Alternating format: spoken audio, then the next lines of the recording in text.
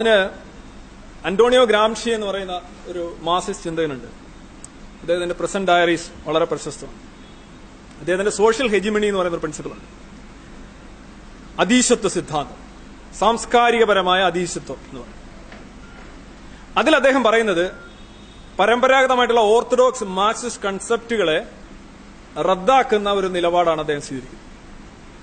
അതായത് ലെനിൻ ഒരിക്കൽ പറഞ്ഞത് സംസ്കാരം എന്ന് പറയുന്നത് വിപ്ലവത്തിന്റെ ആൻസിലറി ആയിട്ടുള്ള അല്ലെങ്കിൽ അനുബന്ധമായിട്ടുള്ള ഒരു ഘടകം ആണ് എന്നാണ്.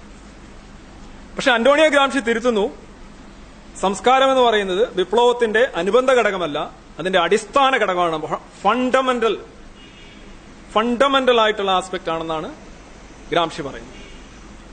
കാരണം അദ്ദേഹം പറയാൻ ഒരു കാരണമുണ്ട്. എന്തുകൊണ്ട് ബൂർഷ്വാ സമൂഹങ്ങളിൽ, ബൂർഷ്വാ സമൂഹം എന്ന് വെച്ചാൽ മുതലാളിത്ത സമൂഹങ്ങളിൽ വിപ്ലവം ഉണ്ടാകുന്നില്ല? ഒരു ഓർത്തഡോക്സ് മാർക്സിസ്റ്റ് സമീപനം അനുസരിച്ച് ബൂർഷ്വാ സമൂഹങ്ങൾ അതിന്റെ ഇന്റേണൽ കോൺട്രഡിക്ഷൻ കാരണം കൊളാപ്സ് ചെയ്യേണ്ട, ആന്തരികമായ പൊരുത്തക്കേടുകൾ കാരണം തകർന്നടിയുകയും വിപ്ലവം വരികയും ചെയ്യേണ്ടതാണ്. പക്ഷെ ലോകത്തെങ്ങും അങ്ങനെ വന്നിട്ടില്ല. വിപ്ലവം വന്നു എന്ന് അവകാശപ്പെടുന്ന സോവിയറ്റ് റഷ്യയിലോ അല്ലെങ്കിൽ ചൈനയിലോ ഒന്നും തന്നെ പരമ്പരാഗതമായ മാർക്സിസ്റ്റ് കൺസെപ്റ്റ് അനുസരിച്ചുള്ള ഒരു ബൂർഷ്വാ സമൂഹം ആയിരുന്നില്ല ഉണ്ടായിരുന്നത്. അതെല്ലാം തന്നെ ഒരു അഗ്രികൾച്ചർ, കൃഷിയുമായി ബന്ധപ്പെട്ടിട്ടുള്ള ഒരു ട്രഡീഷണൽ സമൂഹങ്ങളാണ് അവിടെയൊക്കെ ഉണ്ടായിരുന്നത്. അപ്പൊ അദ്ദേഹം പറയുന്ന, ഗ്രാംഷി പറയുന്ന കാര്യം ഇതാണ്: എന്തുകൊണ്ടാണ് വിപ്ലവം വരാത്തത്? അതിന് അദ്ദേഹം കാരണം കണ്ടുപിടിക്കുന്നു. വിപ്ലവം വരാതിരിക്കാൻ കാരണം ഒരു സമൂഹത്തിന്റെ കൾച്ചർ, സംസ്കാരം നിയന്ത്രിക്കുന്നത് എപ്പോഴും ബൂർഷ്വാ ക്ലാസ് ആണ്.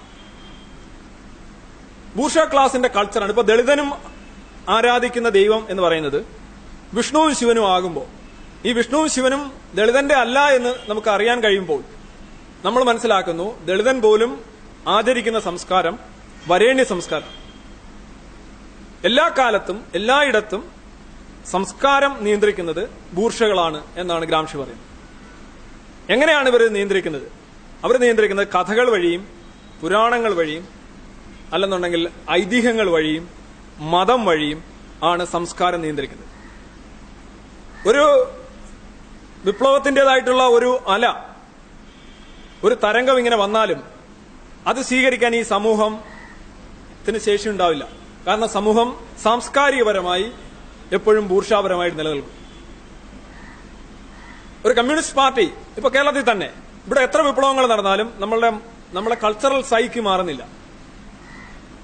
നമ്മളെ സ്ത്രീകളുടെ അവസ്ഥ, നമ്മളെ ആരാധനക്രമങ്ങൾ, ആചാരങ്ങൾ, ഓണം, ബക്രീദ്, ക്രിസ്മസ്, രാഹുകാലം, ഈ സാധനങ്ങളുടെ മേളിൽ കൂടെ കിടന്ന് നിരങ്ങാനേ പറ്റൂ.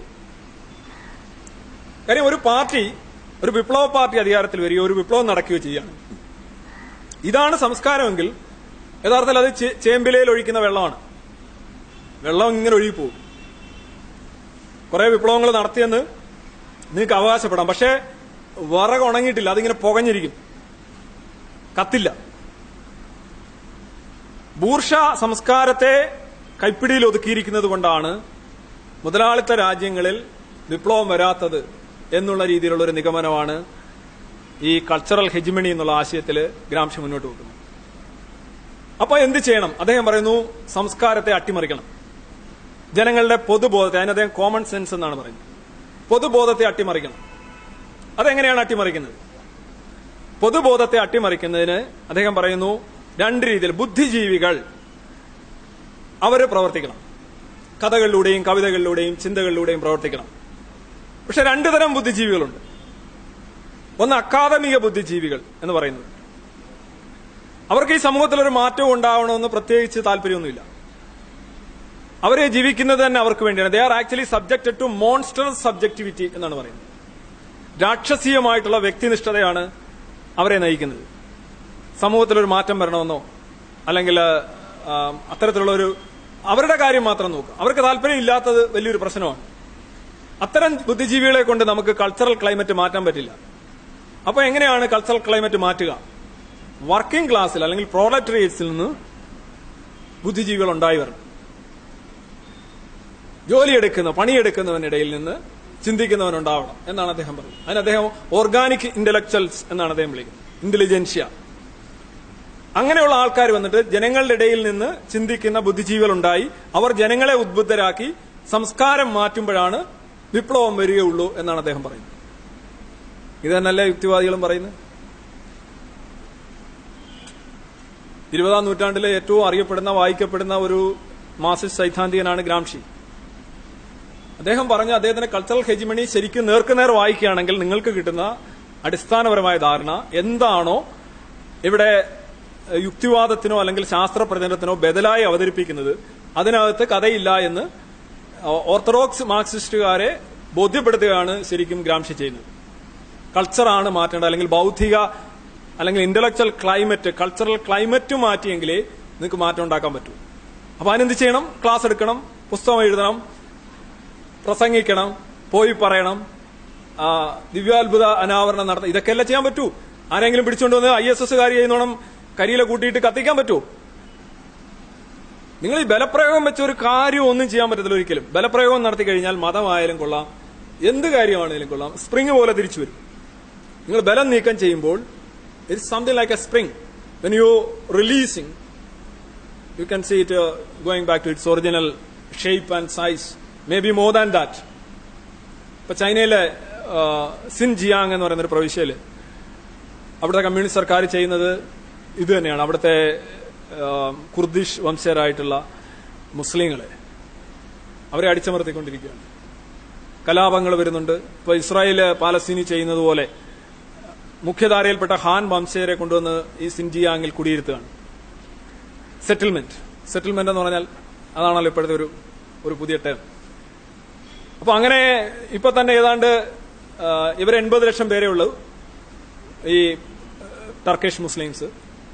1,20,00,000 പേരായി കഴിഞ്ഞു ഹാൻ വംശജര് ആ പ്രവിശ്യയിൽ. ചൈനയുടെ 3/1 വരുന്ന പ്രവിശ്യ. അവിടെ രാത്രിയിൽ ഈ വീടുകൾ തോറും കയറിയിട്ട് മതസാഹിത്യം ഉണ്ടെങ്കിൽ അതെല്ലാം പിടിച്ചെടുക്കുകയാണ്. ഖുർആൻ ഒരു നിരോധിക്കപ്പെട്ട ഗ്രന്ഥമാണ് സിൻജിയാങ് പ്രവിശ്യയിൽ. നോയമ്പെടുക്കാനായിട്ട് കുട്ടികളെയും അധ്യാപകരെയും ഒന്നും അനുവദിക്കില്ല. മതം സംബന്ധിച്ച് എന്തെങ്കിലും അധ്യാപകനോ കുട്ടിയോ ക്ലാസുകളിലോ വിദ്യാലയത്തിൽ എവിടെയെങ്കിലും വെച്ച് പറയുകയാണെങ്കിൽ ആ രണ്ടു കൂട്ടരും അവിടെ പഠിപ്പിക്കുകയോ ചെയ്യില്ല. ഒന്ന് ആലോചിക്കണം, ഈ സിൻജിയാങ് പ്രവിശ്യ കിടക്കുന്നത് ടർക്ക്മെനിസ്ഥാന്, താജിക്കിസ്ഥാന്, അഫ്ഗാനിസ്ഥാൻ, പിന്നെ നമ്മുടെ സ്വന്തം പാകിസ്ഥാൻ, ഇത്തരം അയൽ രാജ്യങ്ങൾക്കിടയിലാണ്. ഇസ്ലാമിക ഭീകരതയുടെ നഴ്സറികളെന്നോ യൂണിവേഴ്സിറ്റികളെന്നോ മഹാകാര്യാലയമെന്നോ അറിയപ്പെടുന്ന പല രാജ്യങ്ങളും ഇതിനകത്തുണ്ട്. ഇതിനിടയിൽ നിന്നുകൊണ്ടാണ് ഈ വലിയ ഫയർ ഡാൻസ് ചൈന നടത്തിക്കൊണ്ടിരിക്കുന്നത്.